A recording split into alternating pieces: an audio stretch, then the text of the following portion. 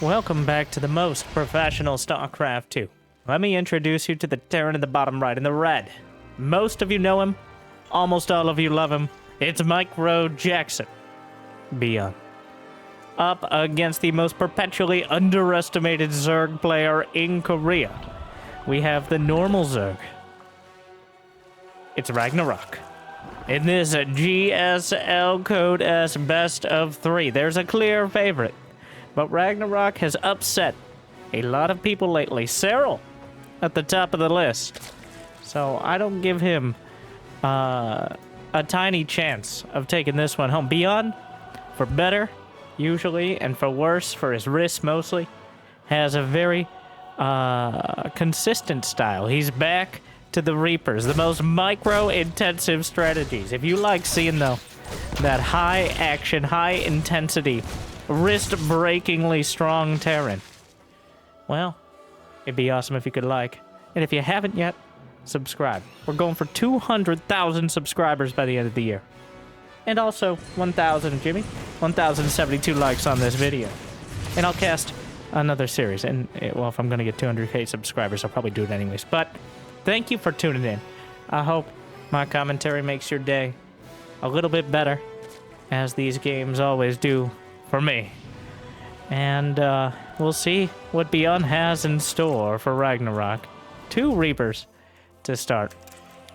He's going to be going bio. He's going to get Marines. It does look like medevacs are on the agenda sooner rather than later. It's not going to be just an all-in Marine play. In fact, Ragnarok sitting on 2 bases to start. If you can't get the 3rd hatchery early, then it's unlikely you'll get it very quickly at all, as the Reapers will keep control of the situation. But what do we have here? A lair. A roach warren. Signs pointing towards Nidus. Occasionally we'll just see a straight-up roach play, but Ragnarok is a big roach enthusiast, as so many players are nowadays. Something a little more stable, a little less larva-intensive than the beautiful, beautiful Zerglings. Problem is, Zerglings are easy enough to micro against. Roaches are tanky, and you can put a lot of them out there, usually before Terran has too many units. But one issue is, of course, Banshees. Even a singular Banshee. ByuN knows that there wasn't a 3rd hatchery. In fact, it just got laid down. Is there enough gas now for Ragnarok to start the Nidus network? Yes, but he decides on roach speed. He's not going all in, but he's certainly not going to be sitting back passively. His roaches are not a unit that really age well. You want to use that roach speed the moment it finishes in order to gain the greatest advantage. Marines just hanging out in the main. I think he was expecting something like a Nidus. Also wants to hide his Marine count overall. It's hard to hide your Marine count when you have 2 barracks at the front of your base. It's pretty obvious where you're going with it. But ByuN having those Marines in his base is sending a clear message, both to us and to Ragnarok, that any sort of shenanigans are not going to be happening. Reapers continue to annoy the Queens. Banshee heading out. Roach count building up. Stim pack completed. And now a couple medevacs are very much in production and, well, finishing. Banshee comes in. Overseer more, but it's an uncloaked Banshee just showing up. Roaches will deal with the Reaper. Ragnarok down to 42 drones. Actually dipped a little lower. He built a few more for himself here. Roaches heading up. Roach speed done the moment he hits the ramp. Are the Marines enough, though? ByuN on the high ground, and the medevacs. No, it's not going to happen. These are fully operational Marines. The medevacs, it may have been enough if he just had the Stim Marines and nothing to back him up. There was that tiny timing window, but so infinitesimally small that it might as well not have existed at all. As ByuN with the medevacs out in time, Stim more than done, and now sends a double medevac drop of Marines out across the map. Ragnarok kept most of his roaches alive, so he should be able to deflect this if he is prepared for it. I'm not sure what the Queens were attacking the lair, just to make sure they remembered how. Trying to target down the Queens. Roaches, though, deflect the drop. And that is their main strength. Just their bulk. What are we doing? Stop it. Susan, stop. Would you? What are you doing? Well, I'm not sure what that was, but a consistent issue for Ragnarok. A weird one to be attacking your own lair repeatedly. Maybe something to do with, like, the injet keys, except slightly different. Well, the roaches will catch the Marines. They drop out of the medevacs, asking to be picked back up. We'll be obliged eventually. Third command center finishing for ByuN. Orbital command. Morphing? Creating? Constructing? I think that's the most right. So it still seems. It's more like renovating, but constructing is closest. Overlord taken out. Banshee still looking for an opportunity. Just the Banshee existing has been enough to dictate some of this game. Ragnarok with a supply lead, but it is a Roach Ravager supply lead, so a bit misleading as they're some of the least supply efficient units in the game. If you remember the old 200 supply Roach Max, the Stefano, back when getting the 200 supply was quite an accomplishment. Nowadays, doesn't take too long at all. Banshee taken down. Good thing those queens practiced on the lair, otherwise I might not have gotten it. But with the Banshee taken out, Ragnarok can focus a little more. He's already got some great creep spread out there. Really been focused on it. ByuN only been able to work on the north side of the creep, so it's pushed over halfway across the map otherwise. +2, +1 on the way for really both sides, except a little bit different for Ragnarok. +2 Carapace and +1 melee to complement his +1 ranged attack, which is already complete. Hive starts. So far, both players have been flirting around the edges of an engagement here. Will they, won't they? We're only 8.5 minutes into this relationship, but ByuN waiting probably for 200 supply and as many siege tanks as possible, whereas Ragnarok gonna try to keep ByuN busy as he gets his hive. The hive is really the deciding factor, especially if ByuN doesn't have any ghosts. Vipers are going to be immensely effective against this army. A blinding cloud, parasitic bomb, even abducts for the siege tanks. Definitely strong options here. ByuN underestimating the commitment to the Roach Ravager. There's +1 mech weapons on the way. That hive is closing in, and ByuN hasn't been able to do any of his trademark multitasking, his drops left, right, and center. He's been deflected at every turn. So Ragnar okay right now, looking okay indeed. Well, cuts off some of the Zerg. Able to gun down a whole lot of Zerglings. Roaches try to come in from the north, but the siege tanks are too numerous. Immediately deals with them. He's got banelings on the way, but no baneling speed, which makes them mostly target practice for someone like ByuN. 40 banelings with no speed. Viper's in the production tab, but ByuN, he's got his upgrades closing in, knows he needs to move out as soon as possible. I don't know if he spotted the hive, but he knows Ragnarok is clearly waiting for something. Otherwise, he would have already attacked. Baneling speed starts. Ragnarok either forgot it or just now realizing. Either way, two sides of the same coin, but slow banelings. Far too easy for ByuN to take down. He's going to be able to shove his way to the northern hatchery. That should die. Siege tanks from long range, as they're most often used. +2 infantry weapons complete. It's +1 attack for both flavors and +2 carapace for the Zerg. There are Vipers on the field somewhere, gaining energy. ByuN closing in. Siege tanks. More than enough for now. He needs the Vipers to deal with this. ByuN takes out another hatchery. 188 to 175. ByuN continues to close the supply gap. Ragnarok is running out of real estate. He doesn't have much more to give before ByuN is knocking down his front door. ByuN actually, well, repositioning. Gonna back off and rejoin with his reinforcements. Ragnarok not engaging yet, and ByuN, he carved a path, and there was a lot of space to get towards the main. Spawning pool. Adrenal gland starts. Ragnarok remembers it exists as he looks at the spawning pool. Here come the Vipers. One targeted down. Blinding Cloud on 2 sets of tanks, though. Baneling's rolling in. ByuN microing back. Not getting the connections he needs, but the connections he deserves. It looks like enough to clear up the front, and he's driven back the drop as well. Even with some haphazard Vipers there, it's more than enough for Ragnarok to overrun the army on the field. Can he translate that into anything else at this stage? As ByuN still has siege tanks at home. He's only now taking his 4th. I'm not sure. He didn't lose a command center or anything before. No, he did not. So he's just now taken the 4th. Pretty slow in the grand scheme of things, but not so slow when you consider that he's already taken out 2 bases of Ragnarok. As with these army compositions, you don't have a lot of leeway to be expanding. You need as much army supply as you can put on the field at pretty much all times. ByuN gonna drop behind the Adrenal Gland spawning pool. The Roaches still on guard duty. Enough to hold on. The Ultraless Cavern. Oh!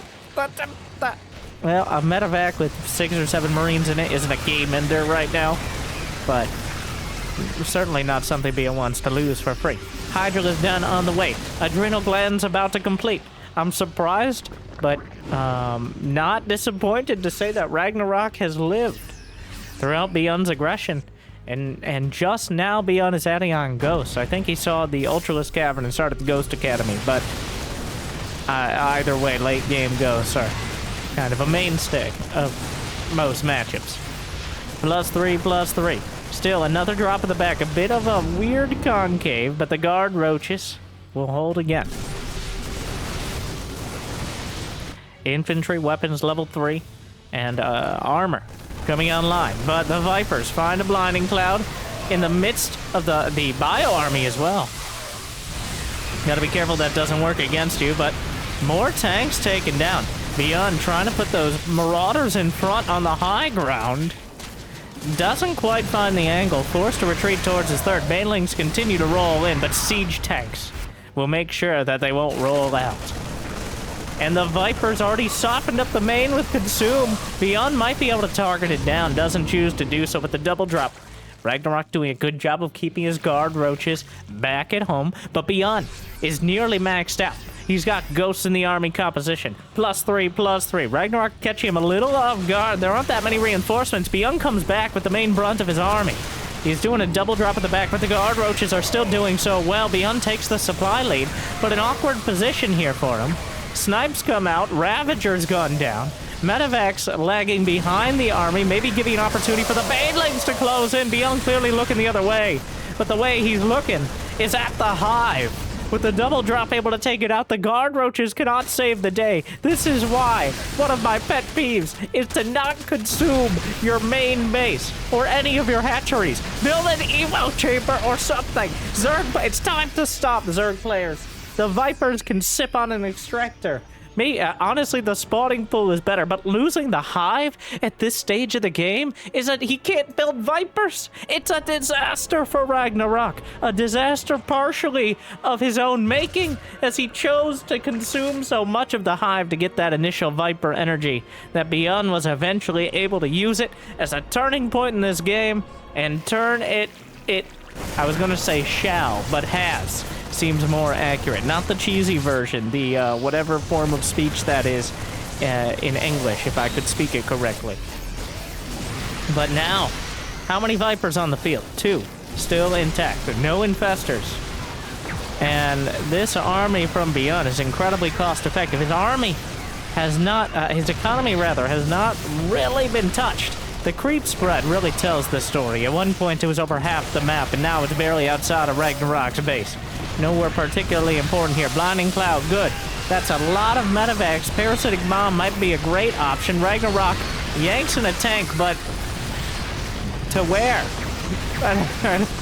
He tries out the Abduct and just ends up saving a tank from the rest of his units, which does not bode well. It looks like game number 1 is going to be going to be up. Beautifully done. A whole lot of fun.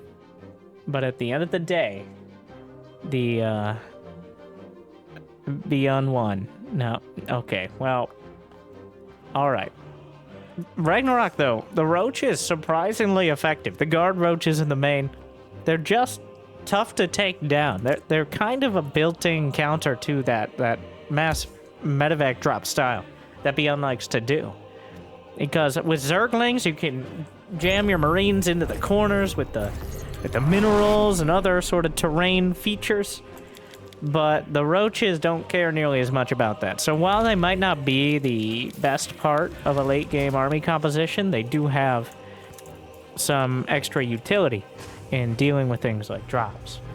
So ByuN with game 1, but it wasn't convincing. It wasn't like he's gonna roll over him right now. Ragnarok had some cool ideas there, but you can't even, like, you can play from most intents and purposes. Perfect. You can make every decision correct. You can build the right units. You can put them in the right place at the right time. But that isn't good enough at this level of StarCraft 2. You have to do all of those things faster. That, at the end of the day, like, StarCraft 2 is a real-time strategy game. And real-time makes up 2/3 of that statement. And I would say the real-time makes up 2/3 of most levels of StarCraft 2. Yes, there is strategy, but at the end of the day, when ByuN has Marines, a lot of it goes out the window because ByuN's Marines are already shooting through it. Yep. Though, I was surprised at how well Ragnarok was holding. Oh my god, he's like, okay, alright. The roaches were good. So, stay with me. How about faster? More roaches. We just build more roaches faster.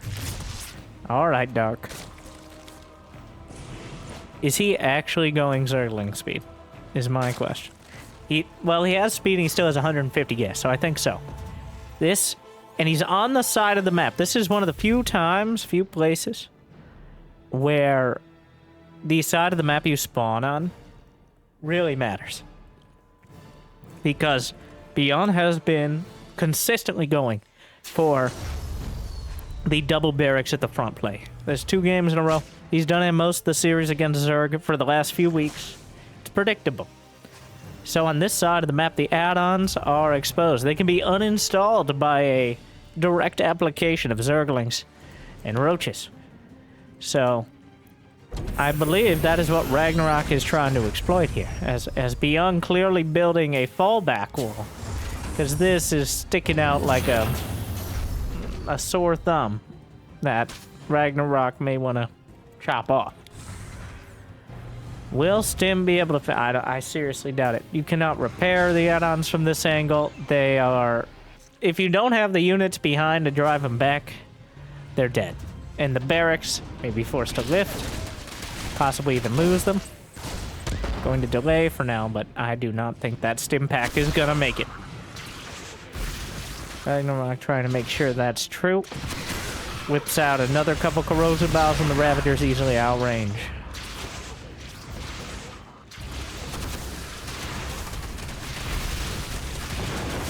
Well, he's gonna keep the barracks together for as long as he can. Then we got concussive marauders on the way. Ragnarok blasting through the wall. Is he gonna lose a barracks here? There's no... He lifts it now. But it might be a bit on the late side. He could potentially hold it. He wants every last unit, every last second here. He is gonna lose a Rex. The other one is burning. SCV's pulled. Concussive shell's not done yet.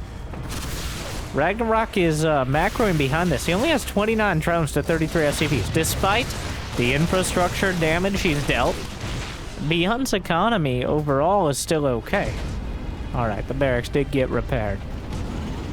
So ByuN goes for the fallback wall and ends up, he lost a grand total of 0 SCVs. A whole lot of superficial damage, but at the end of the day, if you don't really kill SCVs, and he got 1 barracks, but you haven't slowed things down particularly much. So Ragnarok going to maintain map control, but ByuN still has plenty of units on the field. and is not going to be vulnerable to really anything but a fully committed follow-up attack.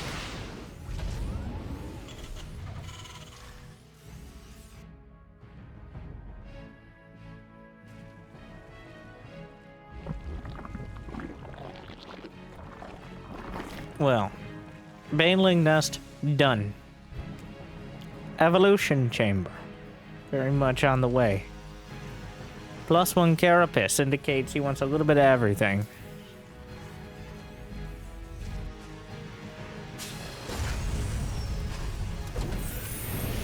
Lair, ByuN, with 3 command centers and double engineering base, gone the out-greed route. Knowing that unlikely he can move out for the next minute or two, but it's very unlikely that Ragnarok's going to be able to bust in either. So might as well try to take as much advantage of that situation as possible. I like how he's keeping the bunkers around. He does have stim done now, but can of course salvage those bunkers minus a 25 mineral restocking fee.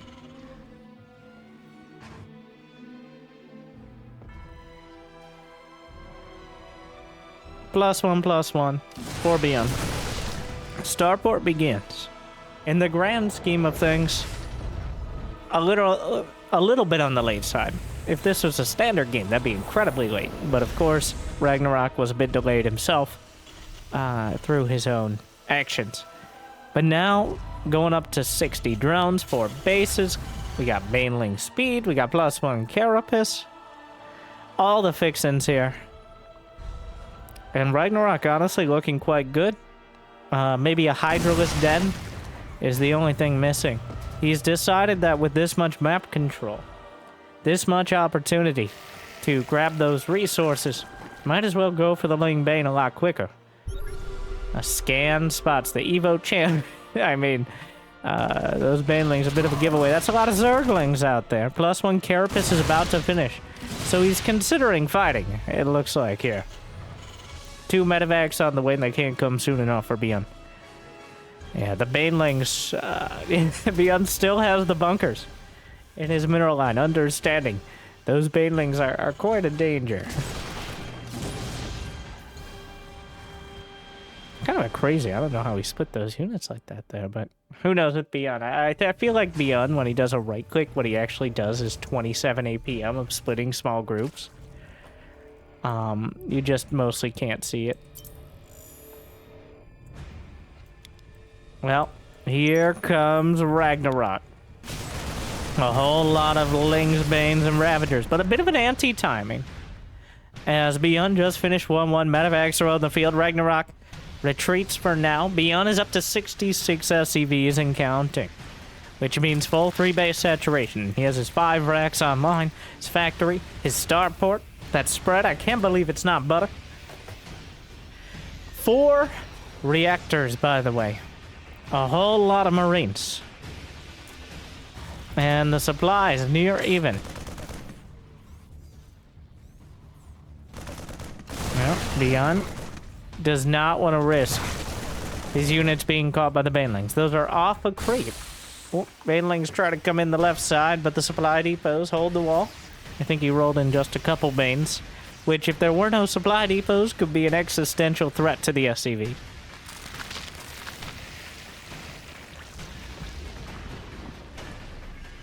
Infestation pit. More Whittle Mines for ByuN here.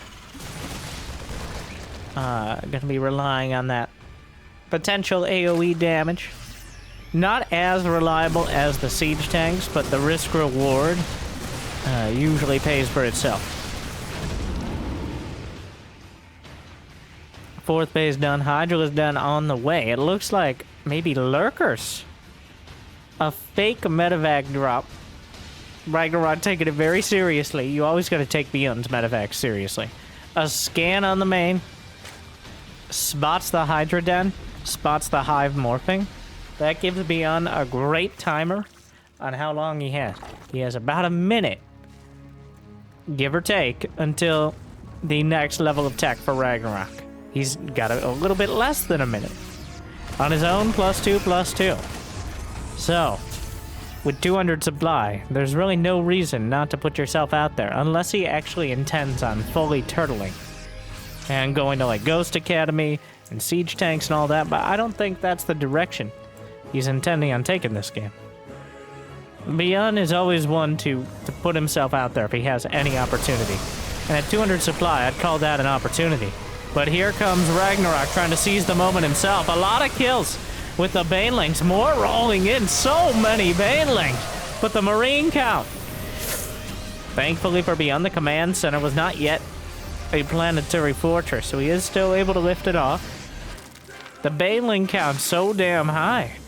With Ragnarok leaning on them and rolling across the map. +2 is now done across the board for ByuN. +1 mech carapace. Not carapace, plating. Same idea. +1 mech armor. Mostly for the Widow Mines, but also benefits the medevacs potentially. Bioarmy. Oh, no mines to potentially blunt the sheer amount of units here. Gets to the high ground though. Planetary, not a planetary orbital. Actually a great choice, I think, in this case. Lifts the orbital. SCVs on the run. Banelings will connect, softening up a whole lot of the mineral line. Not a devastating attack. Only loses 6 SCVs. ByuN's army supply is at 132 to just 96 of Ragnarok, as the worker disparity is pretty massive at the moment. Another sec coming in from the north of the 4th base, Zerglings. There's not really any reinforcements there. ByuN suffering from being near maxed out. Not able to produce too many more units. Doesn't have almost any at home. He's not even paying attention to that base. He's busy splitting on creep. The Banelings are rolling in. Widow Mines trying to do their best, but oh my god, he's getting all the Bane. A couple connected at the very end, but ByuN's cost efficiency is ridiculous here. The orbital, though, cleaned out. At the end of the day, that seems like the main issue. Is Ragnarok was able to do what he wasn't last game. He was able to get the economic damage. He was able to undercut the potential for ByuN to rebuild his army. And if he trades army on the field, the Zerg can eventually replenish, assuming Widow Mines don't stick around too long. But eventually, Ragnarok can leverage his economy, his 88 drones, 4 bases fully saturated of resources, and he can overwhelm the Terran. Of course, ByuN is going to fight back, and he still has 50 workers, and he still has mules. Ragnarok been mining a little bit off a gold base here. Banelings rolling in again. I don't know if there are any Vipers. Medevac's nearly out of energy despite the number of them. Another stim softens things up, kites back to the high ground. Just textbook splits there. And he's just running out of units. Ragnarok, it might not be pretty, but it is effective. He's just running down every unit he can with Lings and Banelings. He lost a few thousand more minerals and twice as much gas, 100 Banelings. But if that's what it takes, that's what it takes. Killing ByuN moments before 3-3, he just runs him down. Just too much Zerg, and we're all tied up. I think ByuN didn't really embrace the Widow Mines as much as he could have. He just didn't have the ability to deal with the sheer number, the quantity, the biomass of Zerglings. Ragnarok is nothing if not committed to that idea. So, that does get him game 2. ByuN shows weakness. So, even though the early attack didn't really do much direct damage, it did help dictate the pace of the game. And that made the difference, I think. Made it a lot harder for ByuN to really get the momentum, the initiative that he likes to work from. Ragnarok, once again, a pull first. I don't blame him against ByuN. You want to take that. You don't want to let ByuN play his game, all right? Because his game is going to make your life very difficult. The Zerg player. Really anyone, but specifically Zergs. That's what he's made. That's been his most iconic matchup. Well, it is the most iconic matchup in StarCraft 2. Come on, let's be honest. But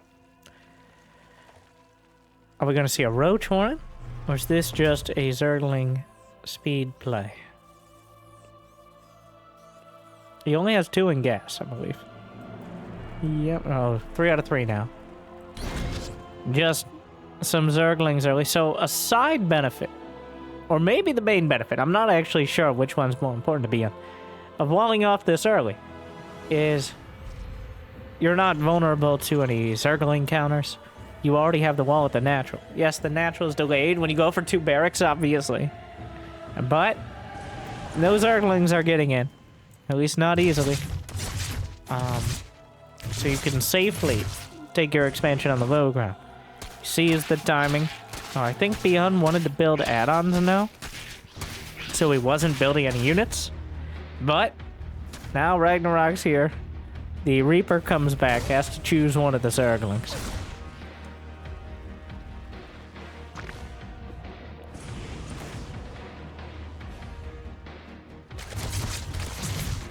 Reaper takes a look around, trying to figure out whether or not there's going to be roaches. Dances back up, heads out.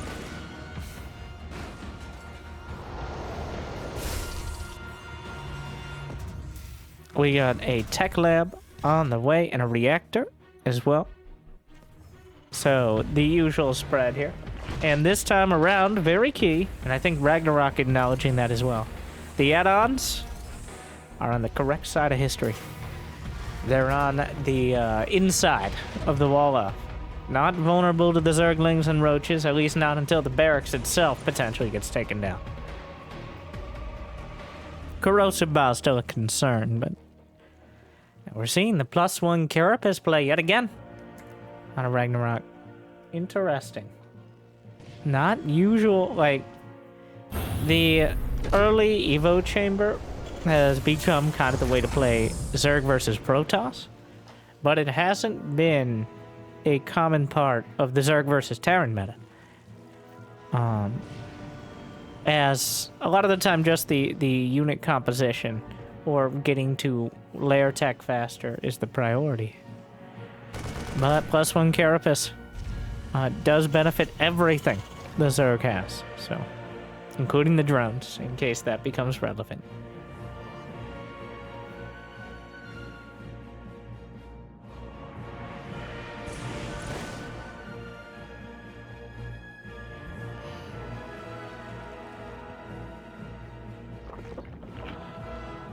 Baneling nest. Okay. There's no lair. He's building a lot of Zerglings. I'm not sure the math on +1 Carapace Banelings, especially in the early game, like against Marines. But I think we're about to get an education. As Ragnarok has not started a lair. The Banshee... Whoa! Oh, he caught a glimpse of something. But seeing some Zerglings here is not surprising. He did not see the main brunt of them. Ragnarok is playing this very tempo-oriented style here. He really, really wants to catch the army. And he may very well do so. +1 Carapace is done. Only stim for ByuN. Yeah. The Zerglings were looking for an opportunity to potentially shut this down. They're not going to find it. No Banelings yet. The Reaper's at the front. Will the Marine stim? He's waiting for the double medevac, which is joining it now.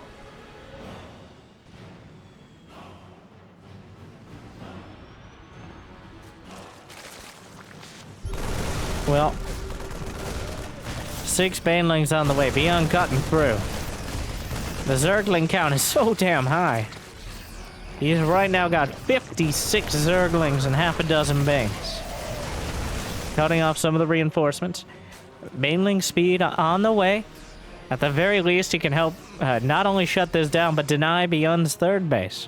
Banshee looking for an opportunity, finding 1 drone kill, which is more relevant than usual because of Ragnarok's low count in general. Back at home, a siege tank will severely discourage the Zerglings. Combat shield completed. +1 infantry weapons, all done. And now ByuN's got his triple threat fully online. Those are not speed banes. He cuts through the rocks and then uses that position to stutter step. And, oh, loses a bit. Still stutter stepping back. Throws a grenade from the Reaper. Yeah, not perfect micro out of ByuN, but still taking a whole lot of Zerglings with him. I was kind of expecting him to aimbot on those Banelings and somehow take down 5, 6, 7 of them. He does, but with them crashing into the Marines doesn't really count. +1 melee completed. Ragnarok holding it together. ByuN ready to lay down the pressure. 3 siege tanks. Mainling speed about to complete at a very inconvenient timing for ByuN as they come into friendly fire range or close range. Minimum safe distance of the siege tanks. First, the social distancing range. Well, that fight didn't go perfect for ByuN either. Ragnarok in his commitment to pre-building Zerglings. Honestly, like a Wings of Liberty style of Zerg here. He's pre-building so many Zerglings that ByuN is just... You can tell he's expecting to get more done with these attacks. He's putting himself out there so far, but it's just not enough. He gets to the main, though. No Overlord to spot for this. A pretty big mistake out of Ragnarok, as there should have been nothing to take it down. And now the double drop is behind the mineral line. He's even looking for the spawning pool of all things. I don't know about that one. Seems a bit like a waste of time there. Even if he gets it, is it going to make much of a difference? And he's forced back from the main. The Banelings, it's just Banelings. He loves Banelings. Oh my. This is a bit awkward. It's not... Okay. he just chases him down. I don't know. Ragnarok's supply is still so high. So many Zerglings on the field. 85 Zerglings with 1-1. He did lose an Evo Chamber. Double drop tries to come back in towards the main. Still enough Guardlings. Ooh, a lot of idle SCVs for ByuN, as he's just now taking his third. We got the Hydra Den. Evo Chambers being rebuilt. 2-2 starts for ByuN. Ragnarok loves putting his tech buildings in random locations. I don't mind it, but putting the Hydra Den in the middle of your 4th base does seem a bit vulnerable. All your tech in your main? No. All your tech kind of sticking out from your 4th base? No. Where? The natural, in my opinion. I do think the natural is probably the safest place, and also not as likely to be a liability later on when you mine out. At like the 10-minute mark, right about now is when you start mining out of a lot of the main, especially if you're Terran, but even if you're Zerg. As the smaller patches are gone and the secondary ones are getting there. But here comes ByuN again. Center of the map, Ragnarok still has a ton of units. Over 100 lings and blings.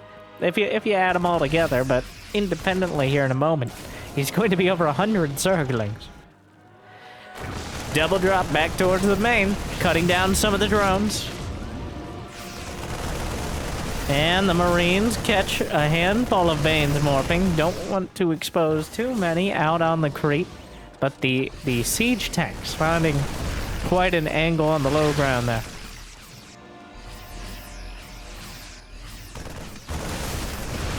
Siege tank still blasting. That is a nasty location to engage, especially without an upgrade advantage or anything. He needs a flank on those tanks, otherwise the Banelings are never going to get there. Half-hearted Baneling counter. Double drop taken out. So Ragnarok can focus all his efforts on trying to crush this attack. Not something easily closed upon, though. Zerglings coming in from the right side. He's running all the way past the tanks. Realizes he's in the fight. Might as well continue. Even some drones getting in on the action. Down behind the mineral line.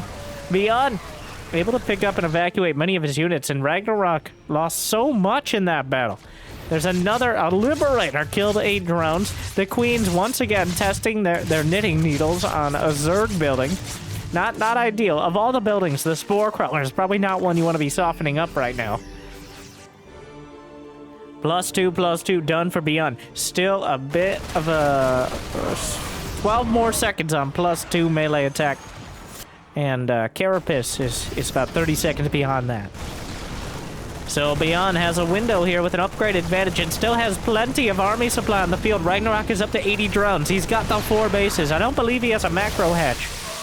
No, he has 5 bases technically, but ByuN looks poised to annex at least one of them. He's in that central position with siege tanks and liberators to cover. Hatchery will go down. Drop inside the main as well. Cleaned up, which means it's going to be a little easier for Ragnarok to deal with this. +2 Carapace. ByuN losing a whole lot of Marines to Baneling so far. Ragnarok holding on for now. +2 Carapace is done. If there was ever going to be a time, he's a long way off a high. So Vipers are not even in the equation right now. Another base excised by ByuN's Marines. Just taking it down. Hydras, Lings, Banes. Doing a whole lot. But not enough. I said saying so much and so little at the same time. That's part of my job, alright? Like and subscribe. Grooved Spines. +1 Hydra range. Ragnarok's been doing a whole lot of not dying, but living on the other hand. The tanks are such a mainstay for ByuN. Such a great position. It's getting very difficult for Ragnarok to take any sort of fight.